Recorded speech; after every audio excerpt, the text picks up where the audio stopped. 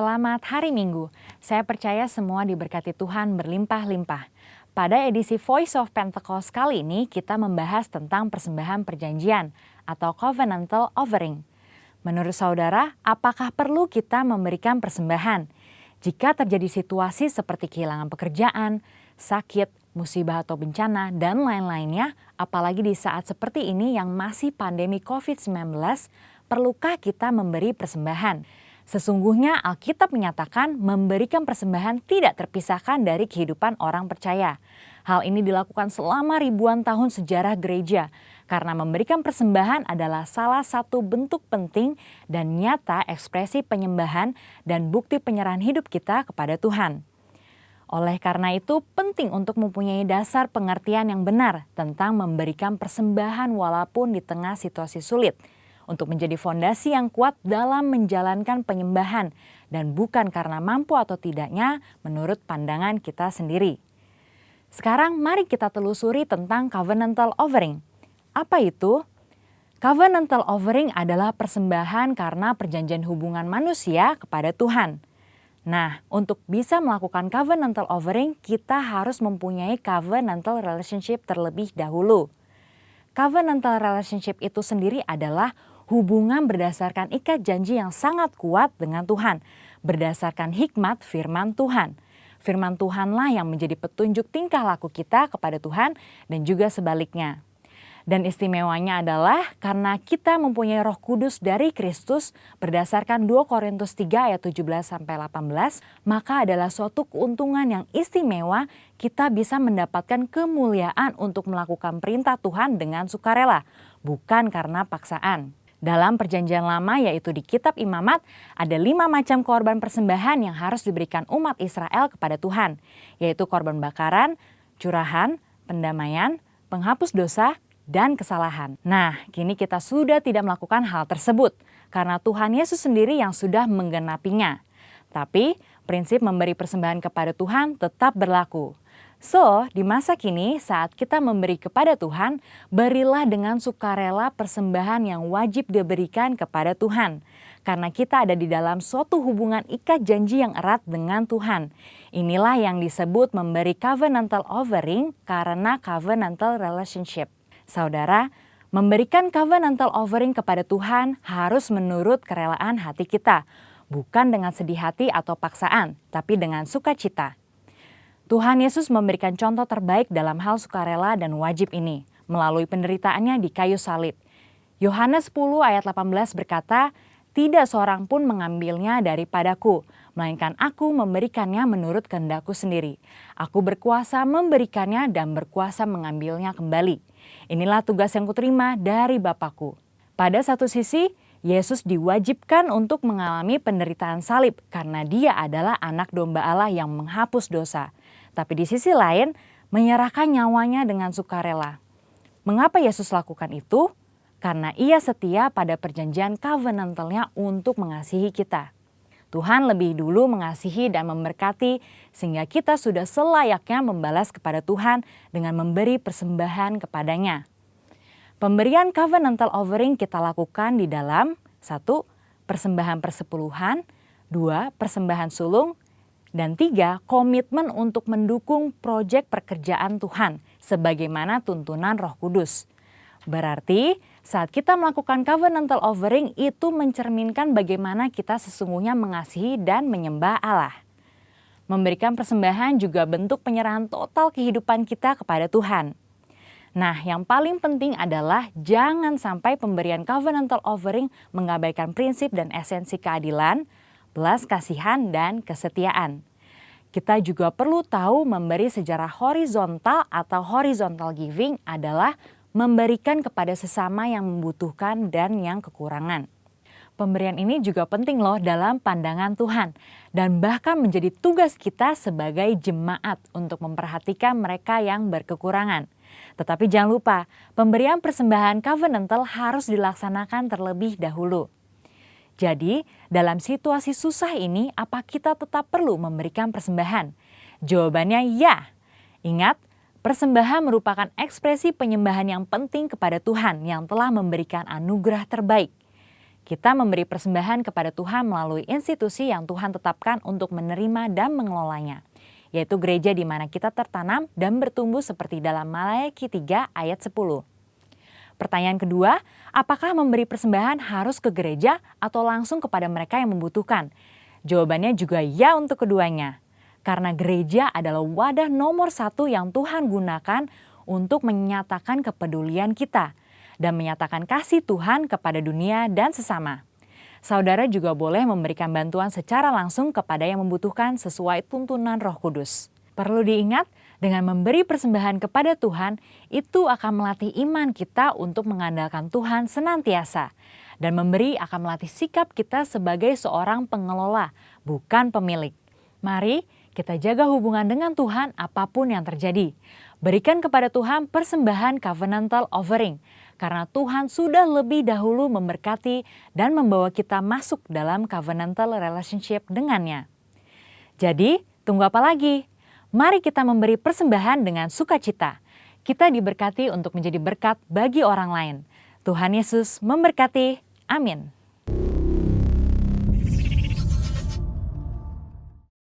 Shalom Bapak Ibu Saudara-saudari dikasihi Tuhan.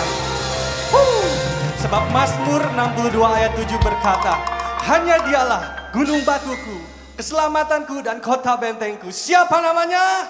Yesus. Haleluya. Beri tepuk tangan yang luar biasa buat Tuhan kita. Sebab Yesuslah kota benteng keselamatan kita. Haleluya.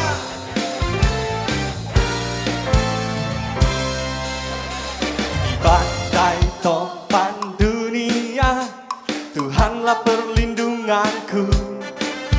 Kendati goncang semesta, Tuhanlah perlindunganku. Baik siang maupun malam gelap, Tuhanlah perlindunganku. Niscaya takutku lenyap, Tuhanlah perlindunganku. Ya Yesus gunung batu di dunia, oh di dunia. Ya Yesus gunung batu di dunia, tempat berlindung yang teguh. Haleluya. Sebab Yesus adalah kota benteng keselamatan kita. Di badai topan dunia, Tuhanlah perlindunganku. Kendati goncang semesta, Tuhanlah perlindunganku. Baik siang maupun malam gelap, Tuhanlah perlindunganku.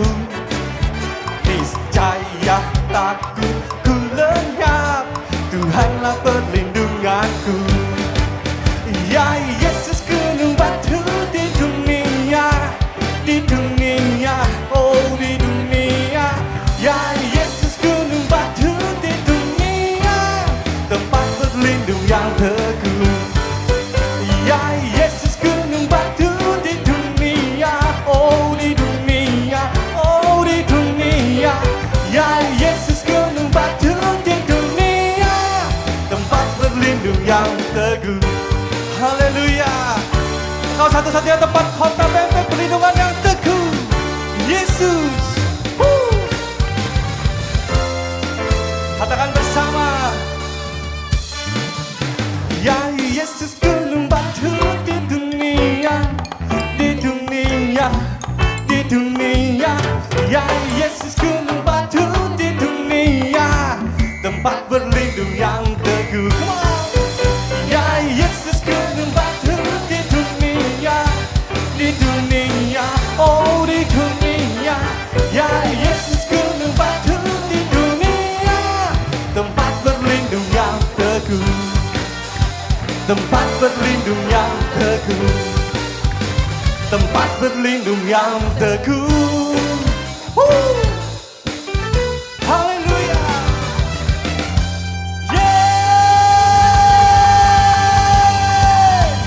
Engkau luar biasa ya Tuhan. Haleluya.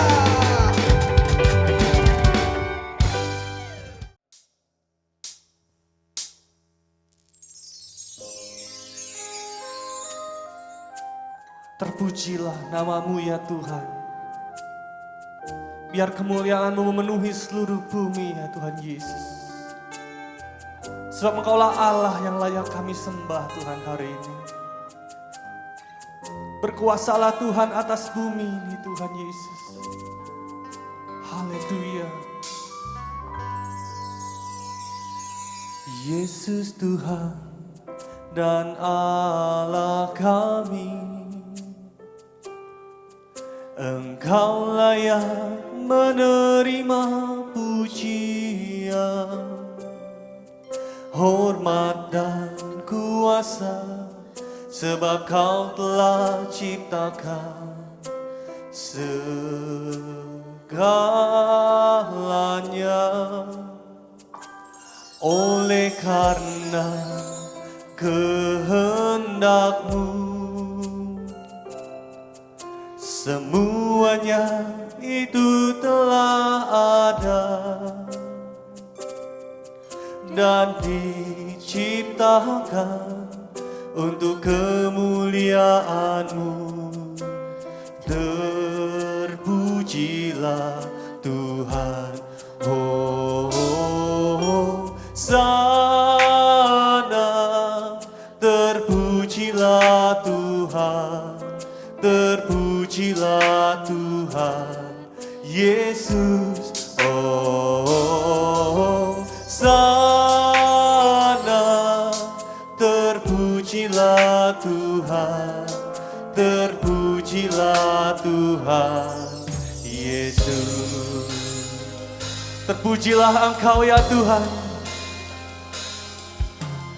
Haleluya. Mari bersama berkata, Yesus Tuhan dan Allah kami, Engkau layak menerima pujian, hormat dan kuasa, sebab Kau telah ciptakan segalanya.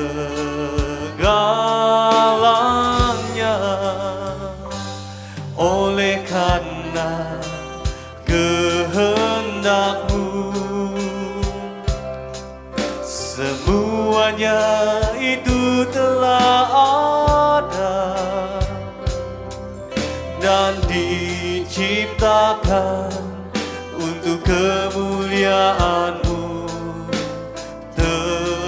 Terpujilah Tuhan, sana. Terpujilah Tuhan, terpujilah Tuhan Yesus. Sana.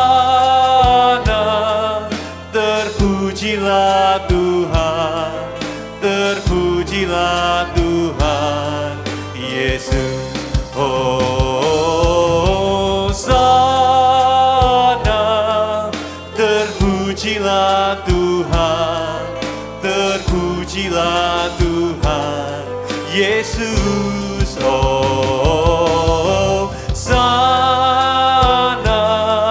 Terpujilah Tuhan, terpujilah Tuhan Yesus. Sana.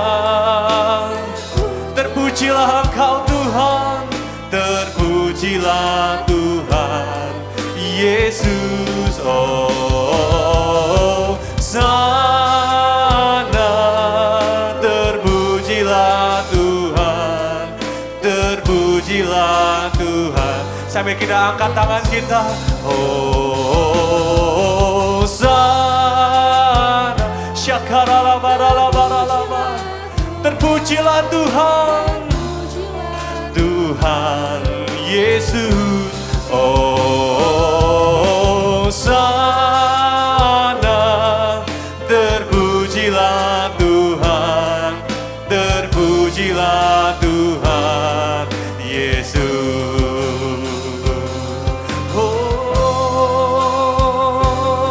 Terpujilah Tuhan kekal selamanya. Haleluya.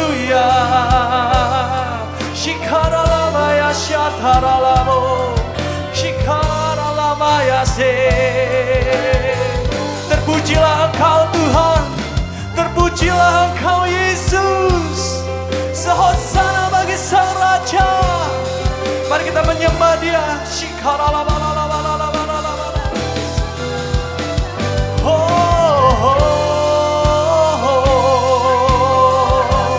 Mari kita satukan hati menyembah Tuhan.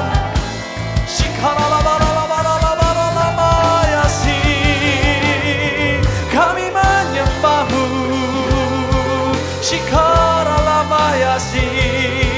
Haleluya.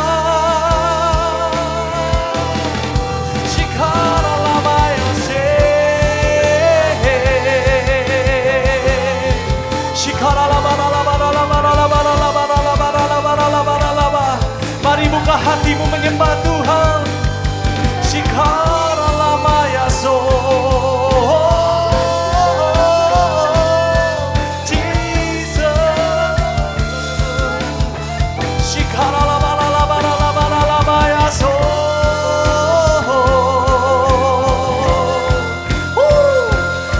Engkau dahsyat Tuhan. Kemuliaan-Mu memenuhi bumi. Engkaulah satu-satunya Allah yang kami sembah. Shikaralabalalabalalabalayasi. Shikaralamayaso.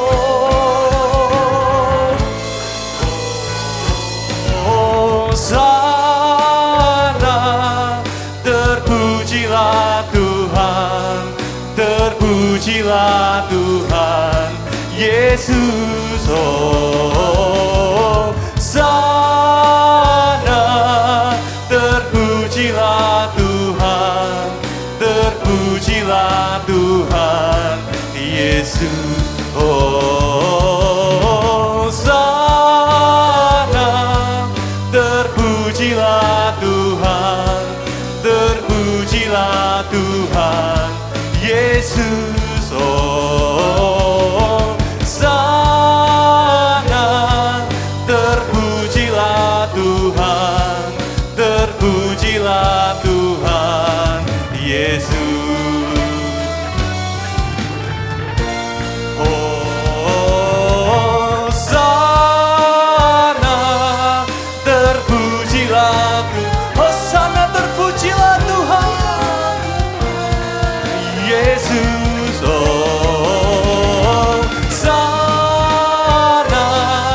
terpujilah Tuhan, terpujilah Tuhan Yesus.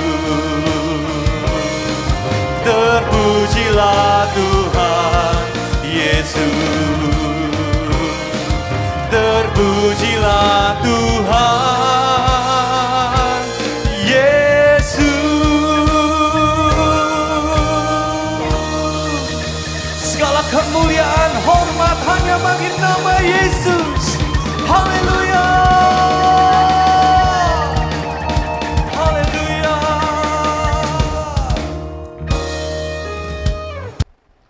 Shalom sahabat-sahabat rohani yang terkasih dalam nama Tuhan Yesus. Kita berjumpa lagi lewat online service GBI Mangga Besar. Tentunya di channel YouTube GBI Mangga Besar Rayon 1C. Dengan saya, Voler Klin Slalamantic. Dan terima kasih buat tim musik yang sudah sangat memberkati kita lewat pujian dan penyembahannya. Hari ini kita kembali mau menyampaikan pesan-pesan firman Tuhan dengan cara yang berbeda.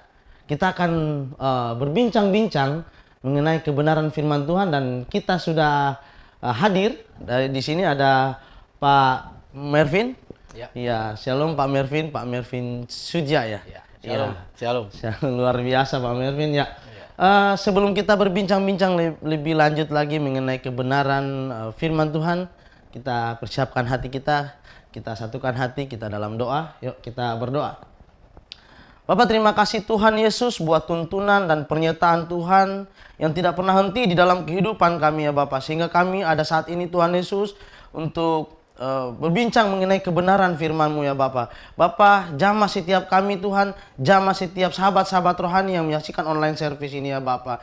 Tuhan, pakai Tuhan mulut bibir hamba-Mu Tuhan Yesus yang akan menyampaikan firman-Mu Tuhan, sehingga Tuhan firman-Mu dapat disampaikan Tuhan seturut dengan kehendak-Mu ya Bapa. Terima kasih Tuhan Yesus, terima kasih ya Bapa.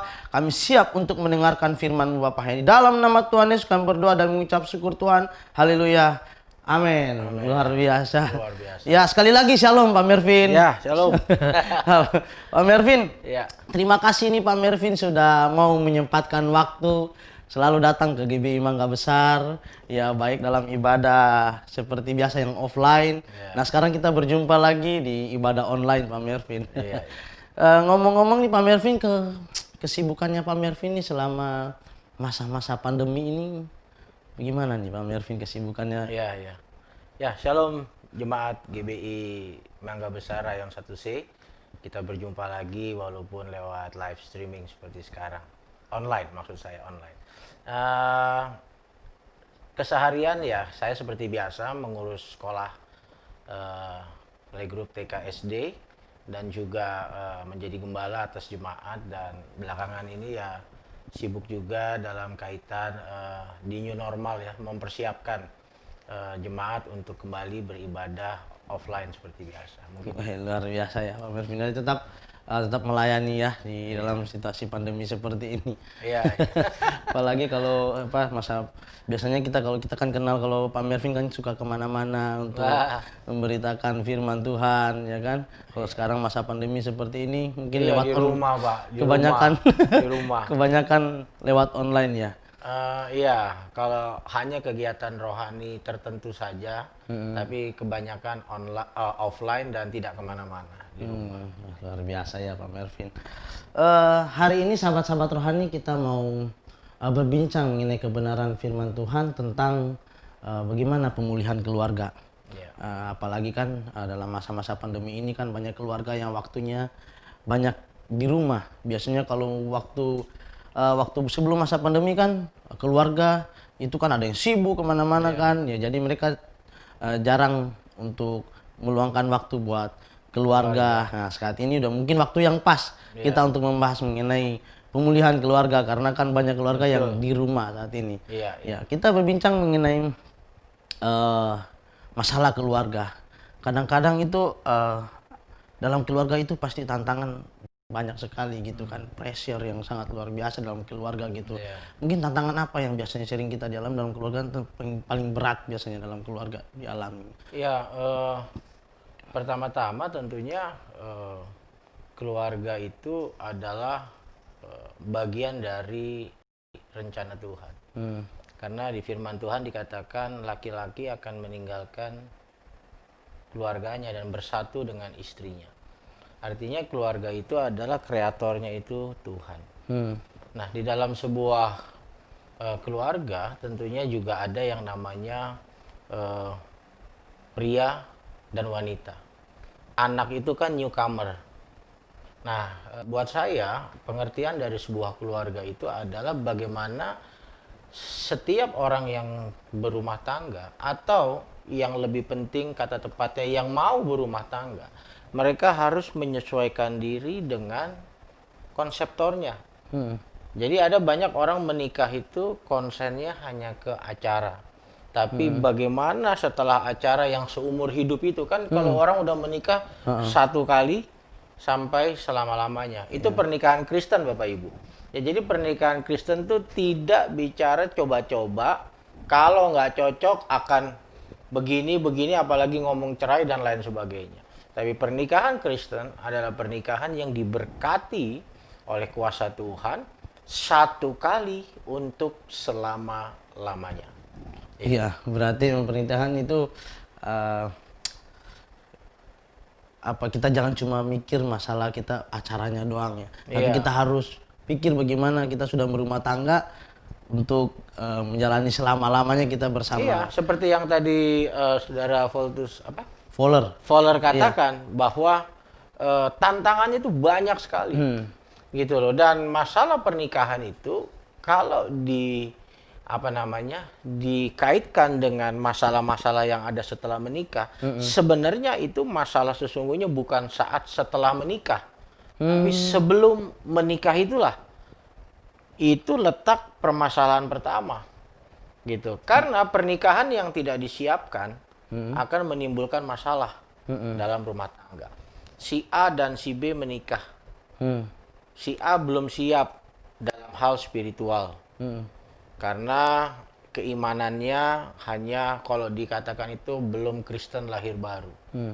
Ada orang menikah sama pasangannya sebenarnya menikahnya di gereja, ya udahlah daripada nggak dapat si dia nikah akhirnya. Tapi setelah menikah dia nggak bertumbuh dalam iman, itu masalah. Jadi mereka hanya menikah itu hanya cuma memang formalitas Iya, supaya bisa yang penting, mendapatkan ya di gereja diberkati begitu. Iya, Padahal itu udah masalah.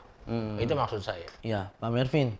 Tapi kan menikah itu memang berarti untuk yang pertama dan yang terakhir dan untuk selama-lamanya, berarti sampai maut memisahkan ya. Iya. Tapi pada kenyataannya Pak Mervin, banyak keluarga yang bermasalah sehingga mungkin ada istrinya mau menikah lagi, suaminya menikah lagi, tapi kebanyakan sih biasanya dibilang menikah lagi itu biasanya suaminya ya. Suaminya menikah lagi itu bagaimana Pak Mervin?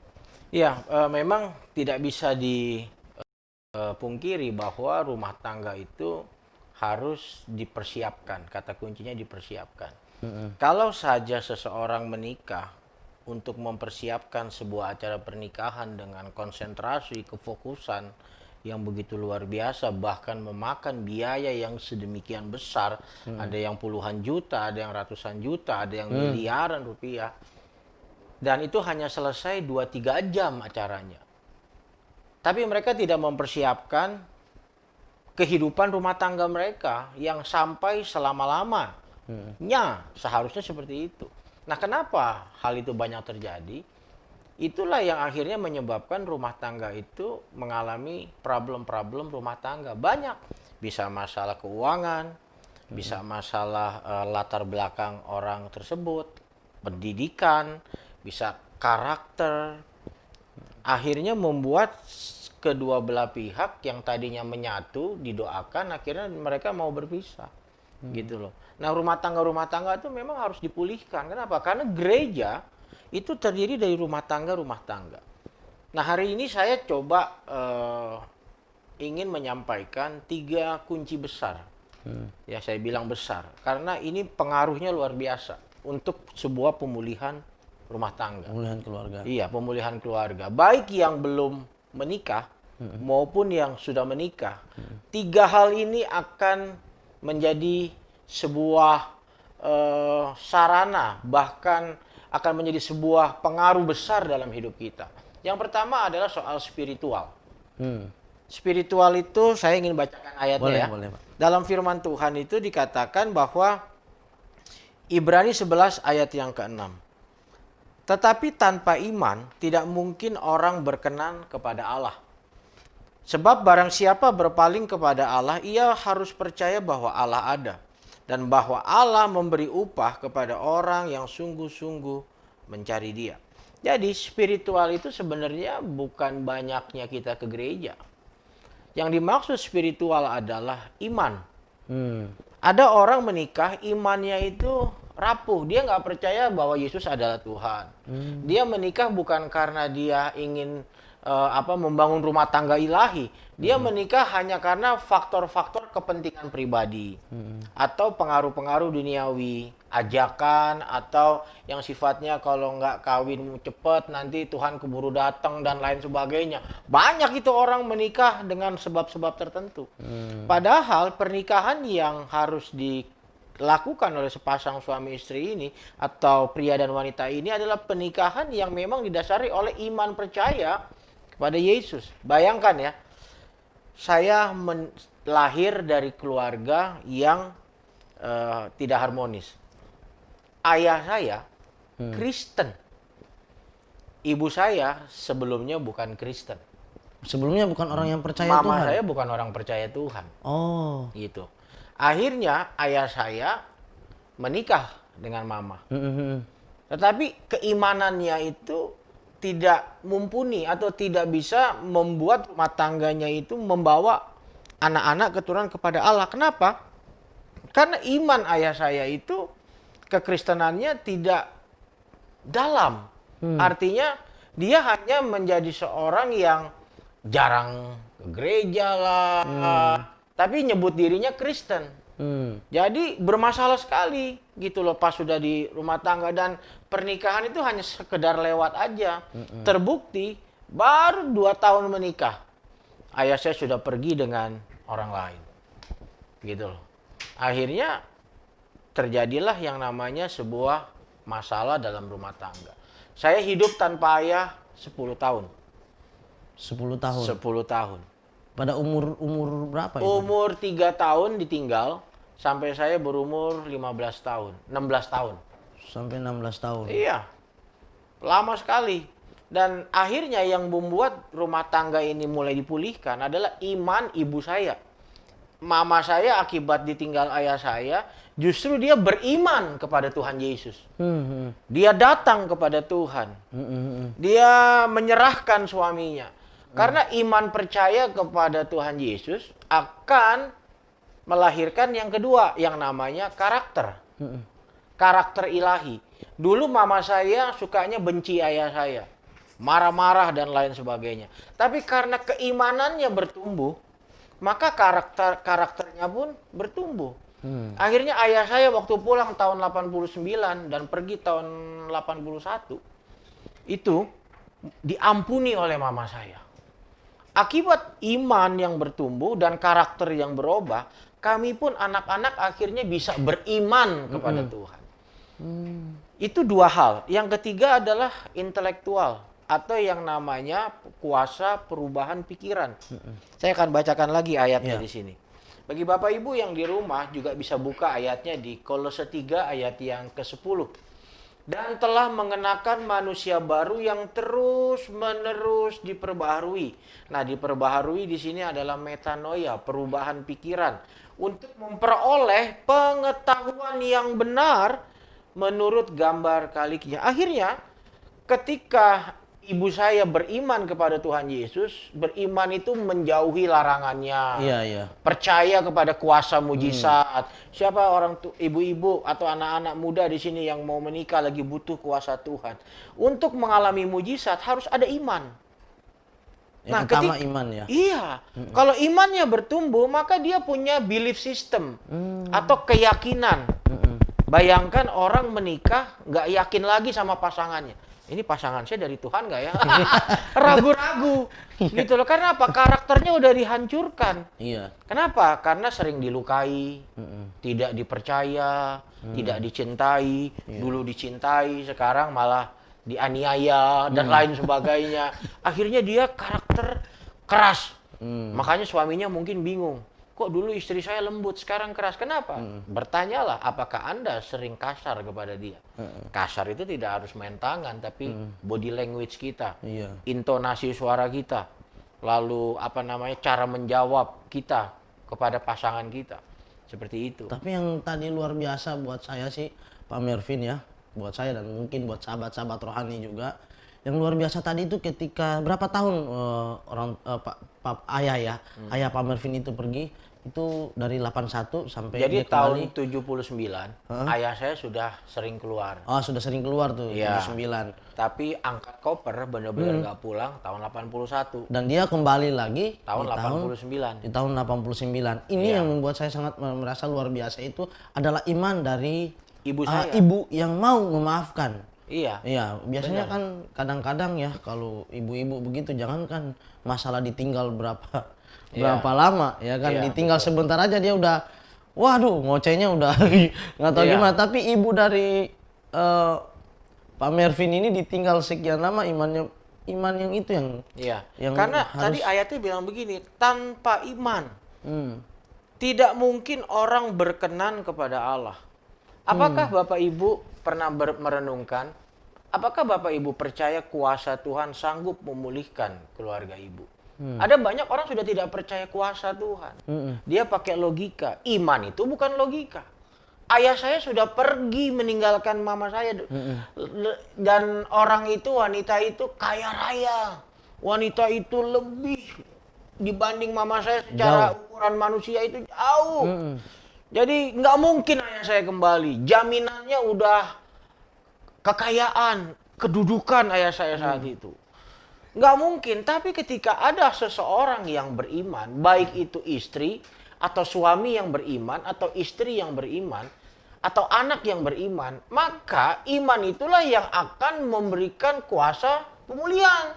Diawali dengan iman. Di dalam iman. Karena Mazmur 127 berkata, Tuhanlah yang membangun sebuah rumah. Jikalau bukan Tuhan yang membangun sebuah rumah, sia-sialah orang membangunnya. Artinya apa? Ketika rumah tangga dibangun, rumah tangga itu dibangun atas dasar iman kepada Tuhan Yesus Kristus. Iman itulah yang akan merubah karakter seseorang. Yang tadinya tidak percaya, jadi percaya. Yang tidak mampu mengasihi, jadi mampu mengasihi. Yang tidak bisa mengampuni, jadi bisa mengampuni. Yang tadinya ekonominya jauh atau dalam pergumulan-pergumulan, tapi karena iman Tuhan menilai dia, akhirnya Tuhan mempercayakan kepada dia harta yang sesungguhnya, akhirnya ekonominya pun dipulihkan. Itulah yang terjadi kepada keluarga saya. Gitu loh. Dimulai dari iman seorang ibu. Seorang istri. Saya ingin bacakan lagi satu ayat. Iya. Ayatnya bilang begini. Ini untuk para wanita, ya, khususnya yang sudah menikah atau yang belum menikah juga. Perhatikan baik-baik. 1 Petrus 3 ayat yang 1 Petrus 3 ayat yang pertama. Demikian juga kamu, hai istri-istri, tunduklah kepada suamimu supaya jika ada di antara mereka yang tidak taat kepada firman, mereka juga tanpa perkataan dimenangkan oleh kelakuan istrinya. Akhirnya apa? Iman tadi dikerjakan lewat karakter istrinya yang berubah. Ketika istrinya berubah, suaminya pun dikatakan dimenangkan tanpa perkataan. Artinya kuasa dari pemulihan itu terjadi secara otomatis ketika ada seseorang di dalam rumah tangga yang beriman kepada Tuhan. Itu kunci pertamanya. Itu dulu. Milikilah iman saat ini. Bahwa Tuhan sanggup merubah siapapun orangnya. Bukan kita yang merubah mereka. Tapi iman kita yang akan bekerja merubah, memulihkan segala sesuatu. Gitu loh. Karena bagaimana mungkin kita disuruh mengampuni orang yang menyakiti kita? Logikanya nggak nyambung untuk saya. Dia sudah menyakiti kita, harusnya dulu kita suka mendengar pengajaran mata ganti mata, gigi ganti gigi. Artinya sakit dibalas menyakiti. Ya kan? Hianat dibalas mengkhianati. Tapi Yesus bilang, dia hadir. Dia bilang, dulu kamu pernah mendengar firman mata ganti mata, gigi ganti gigi. Tapi aku sekarang memberikan perintah kepadamu. Hendaklah engkau saling mengasihi. Wah, itu berubah.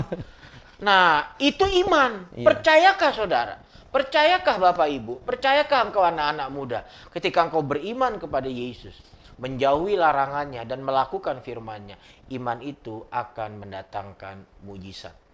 Karakter kita dirubah. Akhirnya yang ketiga, mindset kita dirubah tadi. Diubah terus menerus dari hari ke sehari. Jadi 3 hal ini. Iman, karakter, dan pikiran baru. Inilah yang harus ada di dalam seseorang yang mau berumah tangga atau yang sudah berumah tangga. Voller, ya. Rencana mau menikah kan? Ya saya akan menikah makanya. Kalau nggak salah besok ya? Amin, haleluya, luar biasa. Saya didoakan sama Tuhan. Besok langsung menikah. Tapi saya sudah punya calon sih. Voller, 3 hal ini penting loh. Kamu harus jadi suami yang beriman, betul nggak? Iman kamu akan menyelamatkan istri dan generasi. Gitu loh. Kalau kamu beriman, maka kamu akan memiliki karakter baru. Ada orang sulit berubah karena apa? Dia tidak beriman kepada Tuhan. Dia begini, saya sudah berubah, saya sudah ikuti Tuhan, saya sudah ke gereja, tapi belum ada perubahan. Ke gereja itu bukan satu-satunya kunci perubahan. Kunci perubahan adalah bukan ke gereja, tapi beriman dan melakukan imanmu itu. Karena iman tanpa perbuatan, kitab Yakobus bilang adalah mati. Jadi, saudara ketika saudara beriman kepada pengampunan misalnya, saya percaya Tuhan bahwa ketika saya mengampuni, maka seseorang si A, si B itu akan berubah. Nah, iman itu harus disertai perubahan atau perbuatan kita. Nah, ketika kita beriman, kita berbuat, maka kuasa mujizat itu akan dengan sendirinya bekerja. Bukan kita lagi yang bekerja. Kita bekerja hanya dalam konteks melakukan kebenaran itu sendiri. Iya, luar Gitu. biasa ya Pak. Iya. Ya, dan tadi ini kita bahas mengenai bapak-bapak. Kita coba ke ibu-ibu nih. Mengenai ayat yang tadinya demikian juga kamu hai istri, tunduklah kepada suamimu. Iya, itu berarti istri-istri itu memang harus tunduk sama suami ya, bukan tanduk ya Pak ya. Bukan Tunduk itu adalah sikap hati. Tapi taat hanya kepada firman Tuhan. Apabila ada suami yang mengajarkan kita untuk melakukan perbuatan jahat, kita harus taat kepada firman. Iya. Kita jangan ikuti. Tapi sikap hati kita mesti tunduk. Iya. Tanda atau ukuran tunduk itu adalah kita berkata dengan sopan. Lalu yang kedua, kita menghargai suami atau kekurangan orang lain. Seringkali ketika kita mengetahui kekurangan atau kelemahan orang lain, kita jadi menghakimi mereka. Nah, disinilah sikap hati yang tidak tunduk. Dikatakan tadi, coba kita lihat ya. Demikian juga kamu, hai istri-istri, tunduklah kepada suamimu. Kata tunduk di sini ada doakanlah suamimu. Soalnya di sini bilang apabila di antara mereka ada yang tidak taat kepada firman, mereka juga tanpa perkataan dimenangkan oleh kelakuan istrinya. Jika mereka melihat bagaimana murni dan salehnya hidup istri mereka itu. Kata murni dan saleh ini adalah kuasa perubahan hidup. Jadi suaminya akan bingung, kok bisa ya saya sudah menyakiti dia, tapi kok dia malah berbuat baik kepada saya.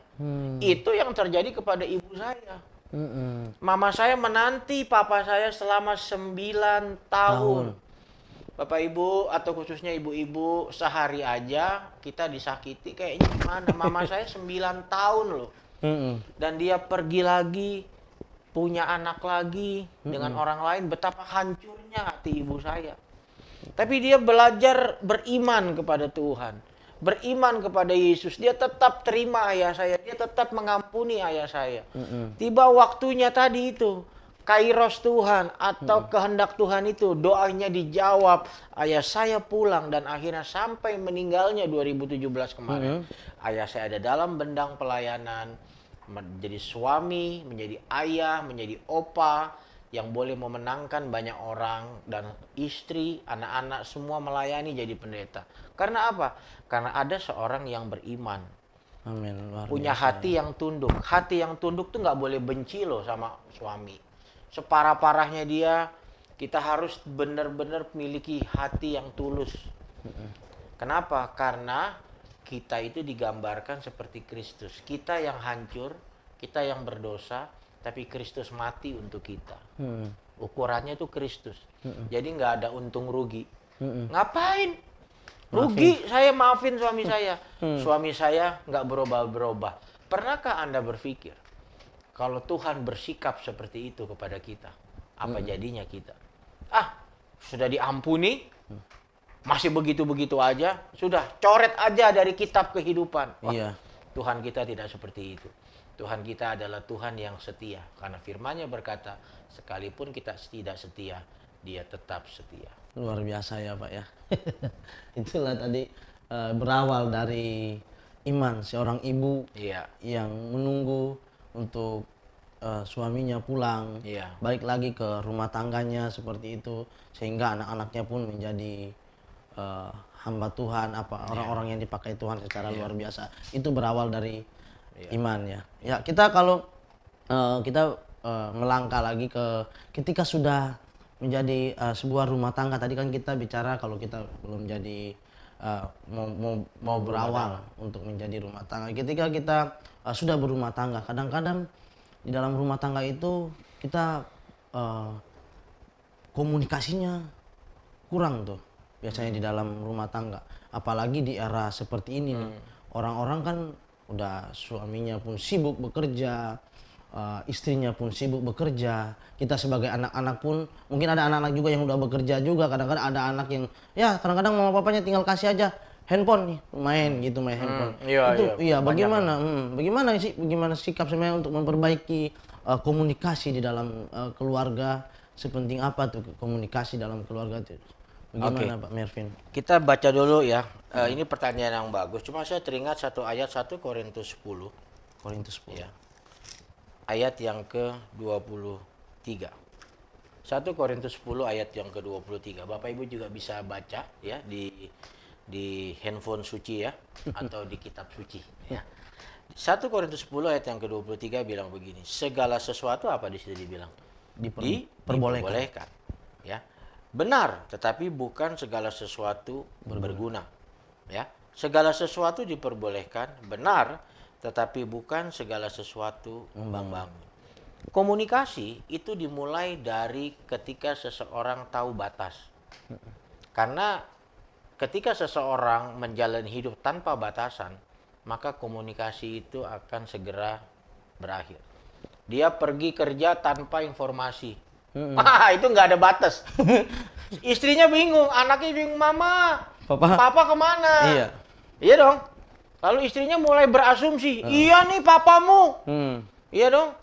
Pertanyaannya, bekerja boleh nggak? Boleh. Sangat Tapi boleh. mesti ada batas. batas. Nah, ketika tidak ada batas, komunikasi pun terhenti. Iya. Semua harus ada batasnya. Pergi pagi, jam berapa? Pulang jam berapa? Jam berapa? Gitu loh. Kenapa? Karena Yesus pun bekerja dimulai dari usia 30 tahun. Dan dia sudah dibatasi hanya 33,5 tahun. Kenapa? Karena setelah itu Roh Kudus yang kerja. Yesus telah menyelesaikan bagiannya 33,5 tahun. Ada batasnya. Ingat firman Tuhan di kitab Kejadian. Adam, semua pohon dalam taman ini boleh kamu makan. Tapi buah pengetahuan yang baik dan yang jahat itu tidak boleh kamu memakannya. Dimakan. Komunikasi terputus sama Tuhan. Mereka ngumpet. Sampai Tuhan bilang apa? Di mana kamu?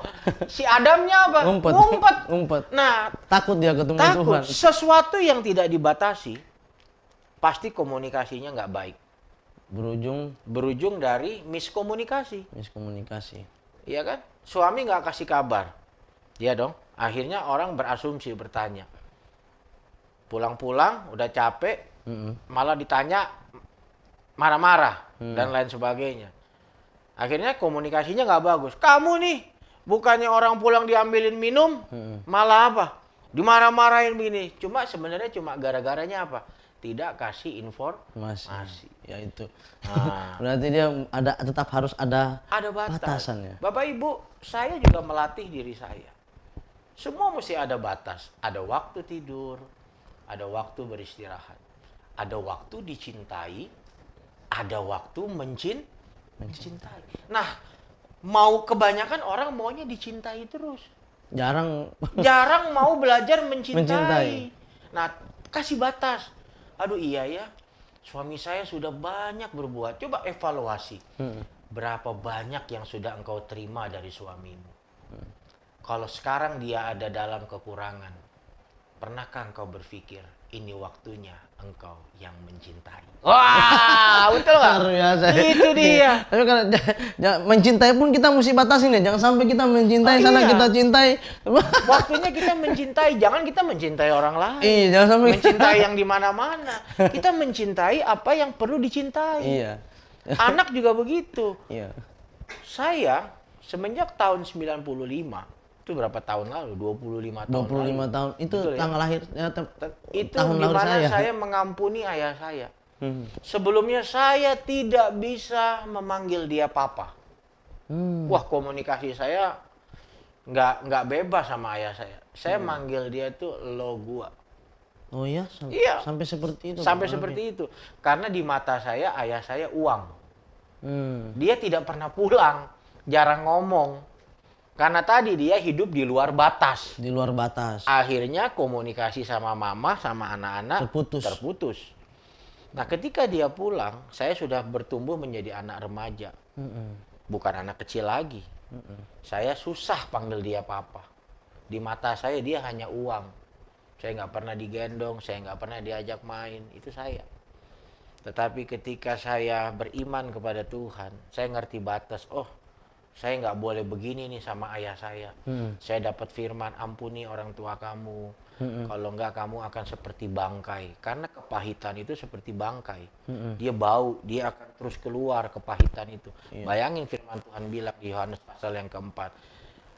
Kamu akan menerima aliran-aliran air kehidupan yang tidak akan pernah habis. Nah, kalau aliran air itu yang keluar pahit, Keruh. Iya. Kata-katanya juga bisa pahit. Nah, makanya saya nggak bisa manggil dia papa. Sampai saya tahu batas, yaitu firman, iman tadi yang membatasi saya. Saya datang ke ayah saya ampuni ayah saya. Semenjak hari itu, saya bisa panggil dia papa. Iya. Itulah kalau kita mau mengampuni, Iya. ya itu sehingga jadi seperti sekarang. Mata airnya keluar yang baru lagi. Karena mata air yang mengampuni, pasti kata-katanya juga kata-kata yang memberkati.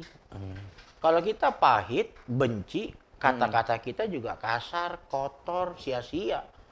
Gitu. Tapi ketika saya mengampuni, di situ saya bisa panggil papa. Saya bilang sama papa saya, papa doain saya. Kalau dulu mana bisa, lo ngapain doain gua, biar ada gitu. Lo sendiri hancur, pahit, yang keluar pahit. Iya. Tapi ketika tadi, semua boleh. Tapi ada batas. Ada batas. Hati-hati. Silahkan Anda memilih. Tapi kalau kelewat batas, komunikasi bisa Iya. mulai digoyang. Luar biasa ya Pak Mervin. Tapi kalau ngomong-ngomong mengenai broken home ya, Ya. sebenarnya yang broken home itu masih bisa nggak sih dipulihkan Tuhan Oh. seperti itu? Pertanyaannya, apakah orang yang sudah hancur keluarganya bisa dipulihkan? Seperti itu pertanyaannya. Pertanyaannya begitu. Di dalam Yesus semua bisa. Hmm. Sebab tidak ada yang mustahil. Contohnya ya keluarga saya. Kalau keluarga saya bisa dipulihkan, maka keluarga Bapak Ibu pun, anak-anak muda pun bisa dipulihkan. Luar biasa itu. ya Pak. Ya, karena kuasa Tuhan sama. Buat saya, buat saudara Fowler, Iya. buat Bapak Ibu, anak-anak muda yang ada, semua sama. Tuhan tidak pernah memilih pilih-pilih. Ketika kita jadi orang yang beriman, maka dengan sendirinya kuasa Tuhan akan mengubah keluarga kita. Luar biasa ya Pak.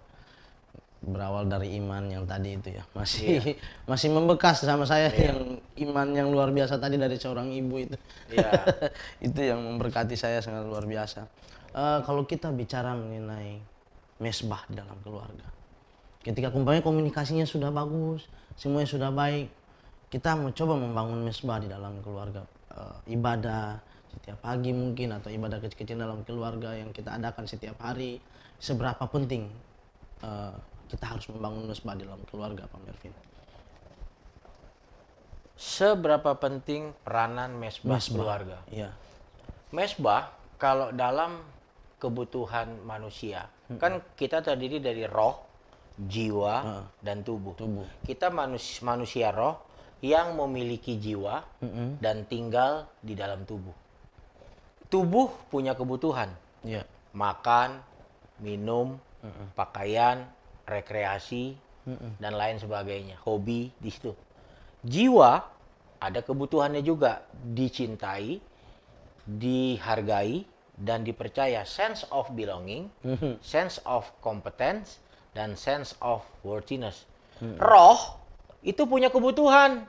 Yang pertama kebenaran, yang kedua worship, atau tadi disebut mesbah.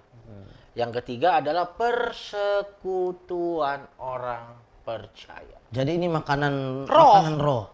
Penyembahan atau tadi yang dipertanyakan apa tadi? Mesbah. Mesbah, itu letaknya bukan di jiwa, roh. Penyembahan kita itu seperti kita berkomunikasi dengan Tuhan. Gitu loh. Saya kalau berkomunikasi dengan Tuhan secara pribadi, nggak di muka umum, saya jarang pakai bahasa Indonesia. Tapi berbahasa roh. Berbahasa roh. Karena bahasa roh hanya bisa dimengerti oleh Tuhan sendiri. Gitu loh. Artinya ketika kita memiliki hubungan yang intim dengan Tuhan, maka kita akan mengerti kehendak Tuhan. Saya dipimpin oleh Roh. Makanya firman Tuhan bilang di kitab Galatia pasal yang kelima, hendaklah hidupmu dipimpin oleh Roh. Nah, Roh itu ada 3. Hendaklah hidupmu dipimpin oleh yang pertama kebenaran, yang kedua oleh penyembahan, yang ketiga oleh persatuan atau persekutuan orang percaya. Karena tidak mungkin tubuh Kristus itu terpecah-pecah. Dia harus bersatu, itu yang namanya persekutuan. Jadi kalau ditanya seberapa penting penyembahan itu, sangat penting, dia yang harus prioritas. Karena dia letaknya di roh kita.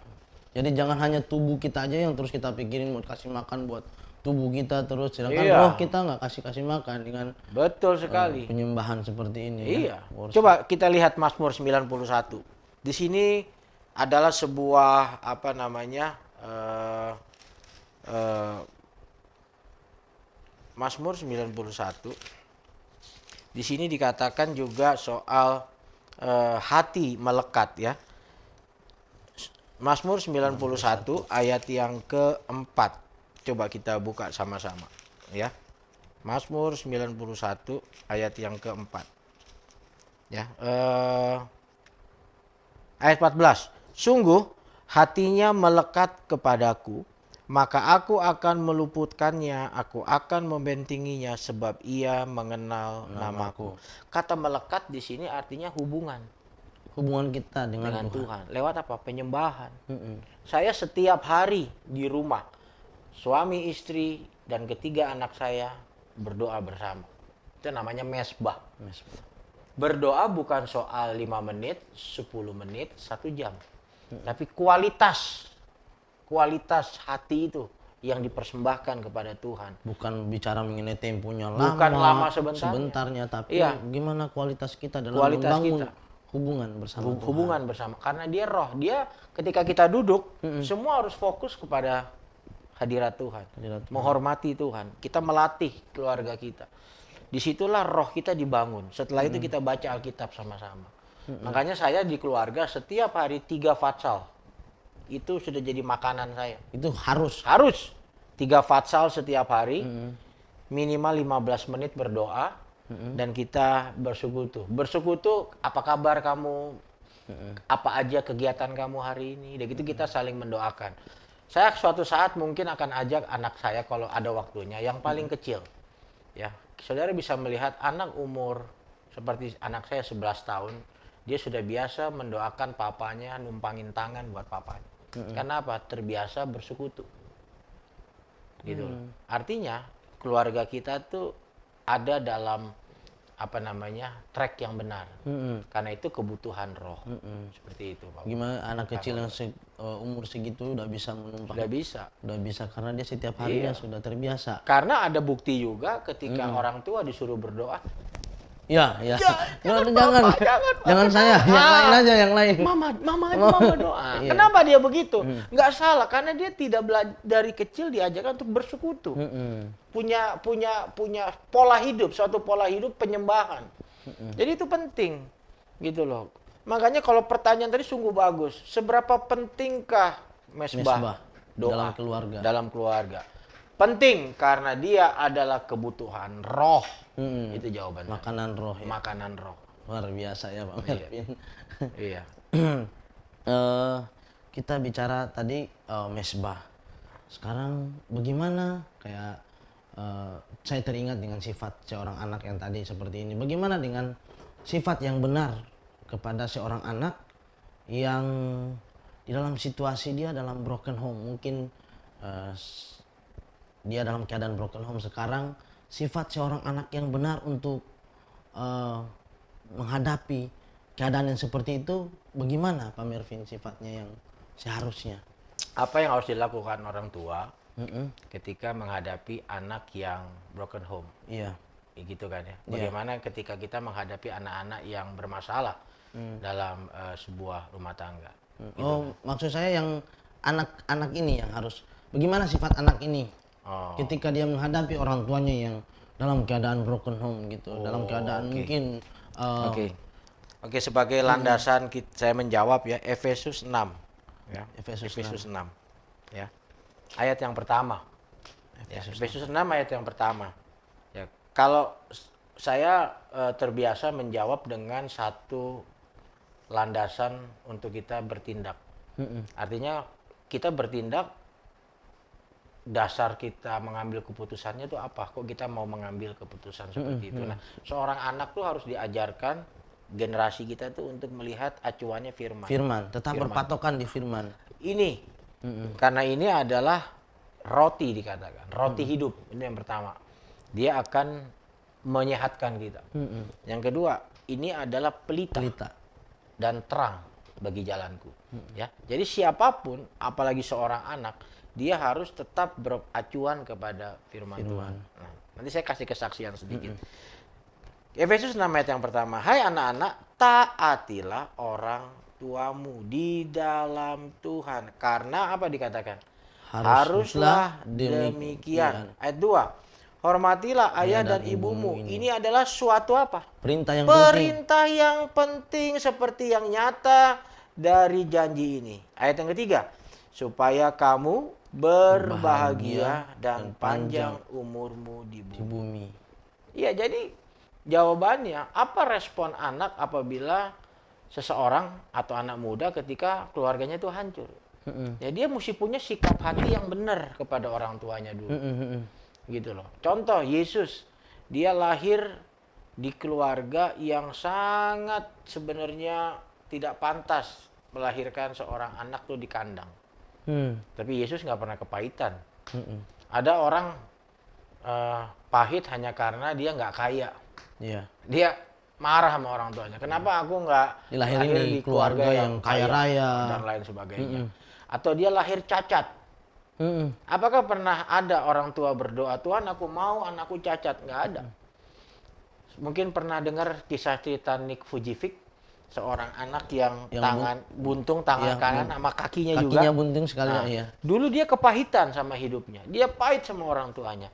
Tapi ketika dia belajar firman, beriman kepada Tuhan, tadi kuncinya itu, dia akhirnya mengerti bahwa sekalipun tubuhnya cacat, itu tidak membuat dia menjadi orang yang gagal dalam hidupnya. Hari ini Nick Vujicic adalah orang yang sukses, hartanya diberkati, dia menjadi inspirasi bagi banyak orang, gitu loh. Nah, yang pertama, hormati orang tua. Artinya terima dirimu apa adanya, bahwa Tuhan itu mengasihi kamu. Engkau berharga. Efesus Yesaya 43. Di situ dikatakan sebab engkau ini berharga, mulia, dan aku ini mengasihimu. Jadi Tuhan itu mengasihi kita. Anak-anak muda, tetap hormati orang tuamu. Saya punya satu kegagalan perjalanan dalam hidup saya. Kenapa? Awal mula saya gagal ketika saya pahit dan saya tidak hormat kepada ayah saya. Sekalipun dia meninggalkan saya, tidak seharusnya saya kepahitan kepada dia. Karena dia pun ada dalam kebodohan. Kenapa dalam kebodohan? Karena latar belakang keturunan-keturunan sebelumnya. Tetapi ketika saya mempunyai sikap hati yang benar kepada ayah saya tahun 95, disitulah saya menjadi pribadi yang boleh dipulihkan. Kalau boleh ditanya kepada saya, kenapa saya bisa bertobat? Apa yang membuat saya kok bisa hidup sampai ada seperti sekarang? Memulai kehidupan yang baru ketika berawal saya mengampuni ayah saya. Saya tidak punya alasan setelah saya mengenal Yesus, saya kepahitan sama ayah saya. Karena Tuhan mencintai ayah saya. Ayah saya dipulihkan. Saya memaafkan ayah saya. Dan saya pun sampai hari ini boleh menjadi orang yang terus belajar untuk memiliki sikap hati yang bersih kepada siapapun. Jangan pernah dendam. Ya, hormati orang tuamu, karena di sini dikatakan itu adalah suatu perintah yang penting supaya engkau berbahagia. Itu jawaban saya. Luar biasa ya Pak Mervin ya. Saya sedikit mau bahas yang ini, ayat yang di Efesus 6 ini Pak. Yang di pertama. Hai anak-anak, taatilah orang tuamu di dalam Tuhan. Ya, karena haruslah demikian. Jadi kita itu harus dituntut untuk taat kepada orang tua. Tetapi kadang-kadang dalam keluarga yang broken home gitu, biasanya mungkin mamanya sama papanya ribut, sehingga ya udah anak pertama ikut kamu, anak kedua ikut saya. Akhirnya ditanyakan, dilimpahkanlah kepada seorang anak, kamu mau pilih mana? Mau pilih papa atau mama? Biasanya kan terjadi yang seperti ini. Apakah bagaimana sikap seorang anak dalam dihadapi pilihan yang seperti ini gitu. Mungkin Pak Mervin bisa kasih penjelasan mengenai Iya. hal ini. Pertanyaan ini sama seperti yang ditanyakan kepada saya tahun 87. Kamu mau ikut papa atau mau ikut mama? Gitu. Memang kalau ditanya seperti itu, saya akan bingung menjawabnya. Kenapa bingung? Karena itu menyangkut hubungan. Hubungan antara anak kepada bapak atau anak kepada ibunya. Sebenarnya yang kasihan itu anaknya kalau ditanya begini. Karena sebenarnya mereka tidak menghendaki sebuah perpisahan. Pasti ada luka yang begitu dalam di dalam hatinya. Nah, kalau saya ditanya seperti ini jawaban saya subjektif ya. Artinya pilihan itu harus adil. Gitu, karena kedua-duanya adalah orang tua yang melahirkan. Ibu mempunyai tempat untuk mengandung. Tapi tanpa benih dari seorang ayah, Ini juga. tidak akan tempat itu terisi. Iya. Saya tidak menganjurkan kalian memilih salah satu. Hmm. Itu jawaban saya. Saya anjurkan kalian untuk berdoa kepada Tuhan. Amin. Luar Ya, biasa. saya tidak akan pernah berkata pilih mama atau benci yang satu. Atau saya bilang pilih papa atau benci yang satu. Kalian harus berseru kepada Tuhan dan berkata kepada Tuhan, Tuhan, selamatkan keluargaku. Aku akan taat kepada keduanya. Itu yang terjadi di istri saya. Istri saya orang tuanya pisah. Oh, Bercerai. bercerai juga. Bercerai. Ayahnya punya istri lagi Mm-mm. dan punya keturunan. Mm-mm. Mamanya menikah lagi dan punya keturunan. Mm-mm. Kami berkomitmen. Saya dampingi, saya sudah menikah 23 tahun. Mm-mm. Dan selama 23 tahun, itulah letak perceraian itu dikala istri saya pas banget pacaran sama saya tahun 93. Mm-mm. Tahun 93. Iya. Dan kami mengambil keputusan bahwa kami tetap mencintai keduanya. Luar biasa ya. Dua-duanya kami asuh, walaupun kadang mesti repot. Datang ke rumah yang satu, datang ke rumah yang satu. Mm-mm. Dan saat itu mama saya pun tidak ngajarin saya untuk pilih papa, pilih mama. Mervin, kamu harus tetap jadi anak papa dan tetap jadi anak mama. Berarti dari istrinya Pak Mervin pun juga dari keluarga yang Iya, broken home. broken home. Dan Pak Mervin pun juga dari keluarga yang Iya, broken home. Sehingga Bedanya ketemu. keluarga saya bersatu kembali. Mm-mm. Kalau keluarga istri saya bercerai, berpisah. Mama mertua saya sudah meninggal. Sampai akhir hidupnya terpisah sama papa. Tapi saya yang merawat mama mertua 6 tahun terakhir sebelum beliau meninggal. Saya rawat dan saya tetap kunjungan ke Jawa Timur. Papa mertua saya tinggal di Jawa Timur. Kami kunjungan. Iya. Karena tugas seorang anak sampai kapanpun juga hormatilah orang tuamu. Luar biasa. Itu yang utama ya sahabat-sahabat rohani. Kita harus tetap taat sama orang tua. Tetap hormati orang tua karena itulah yang terpenting di dalam kehidupan kita ya Pak Mervin. Ya, kita tiba di penghujung acara berbincang mengenai kebenaran firman Tuhan. Mungkin ada pesan dari Pak Mervin nih buat pasangan-pasangan yang pada saat ini mungkin sudah merencanakan untuk menikah ataupun pasangan yang mungkin sudah menikah tapi masih umurnya masih muda di dunia pernikahan dan juga yang sudah menikah dalam umurnya sudah lumayan di dalam pernikahan. Kira-kira pesan apa nih yang bisa disampaikan oleh Pak Mervin supaya keluarga ini tetap harmonis dan tetap kokoh dalam fondasi keluarga? Pesannya mencintai orang yang kita nikahi itu sesuatu yang luar biasa. Tapi kalau menikahi orang yang kita cintai itu biasa. Karena menikah itu diawali dengan cinta. Iya. Tapi kalau mencintai orang yang kita nikahi itu luar biasa. Mencintai orang yang kita nikahi itu baru luar biasa. Jadi tetap cintai pasanganmu. Hmm. Itu pesan bagi yang sudah menikah. Karena kalian bukan dua tapi satu. Apa yang dicintai, cintailah kekurangannya. Karena ada banyak orang hanya mencintai atau menerima kelebihannya. Tapi saya berkomitmen sama istri saya dan puji Tuhan sampai hari ini selama 7 tahun terakhir. Saya terus belajar mencintai kekurangan pasangan saya. Dan disitulah letak keunikan kasih Tuhan.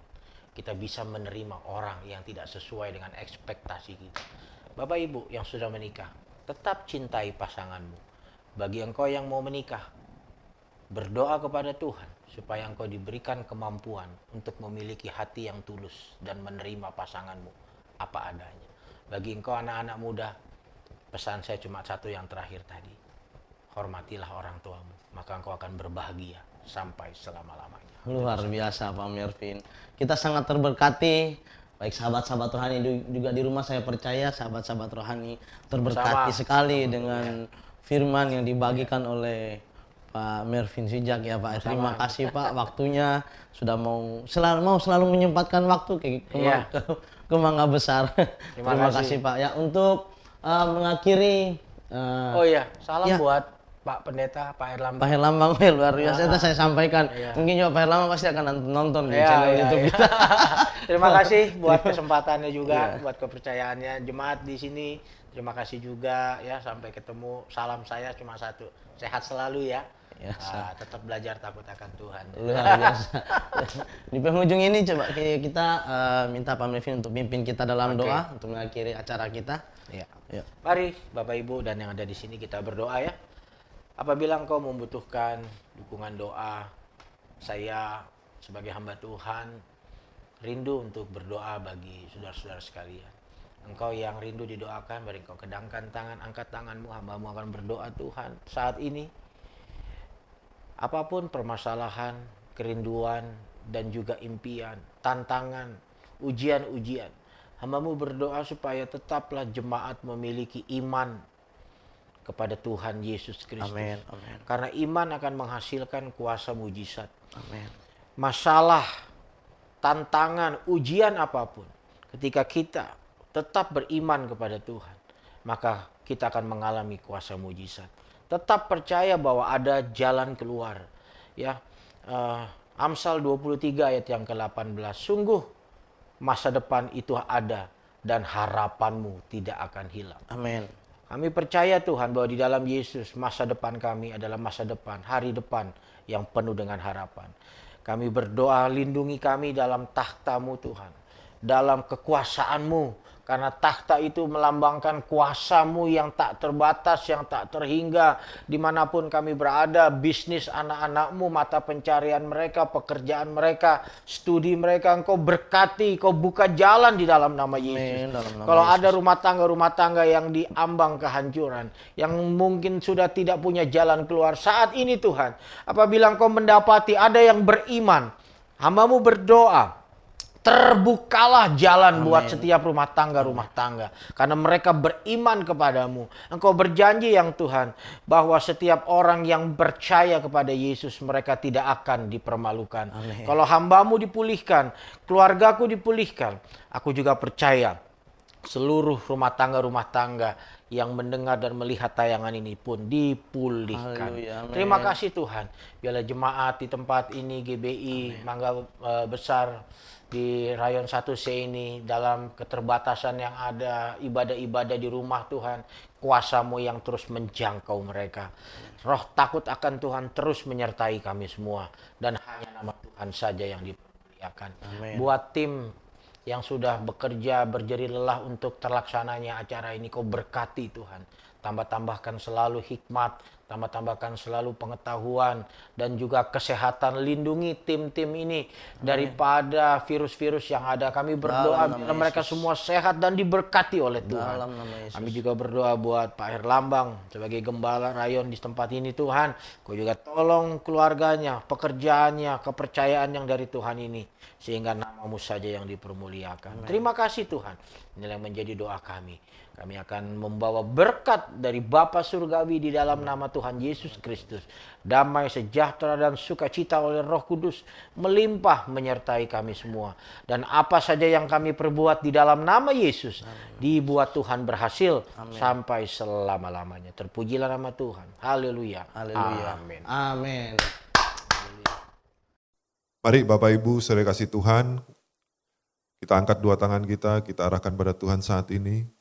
Dan terimalah berkat kasih karunia berlimpah-limpah dari Allah Bapa, di dalam anak yang tunggal, Tuhan Yesus Kristus, serta persekutuan manis dengan Roh Kudus, menyertai Bapak Ibu Saudara sekalian mulai hari ini, sampai kedatangan Tuhan Yesus kedua kali, menjemput kita, bahkan sampai kekal, selama-lamanya. Yang percaya diberkati Tuhan sama-sama katakan, amin.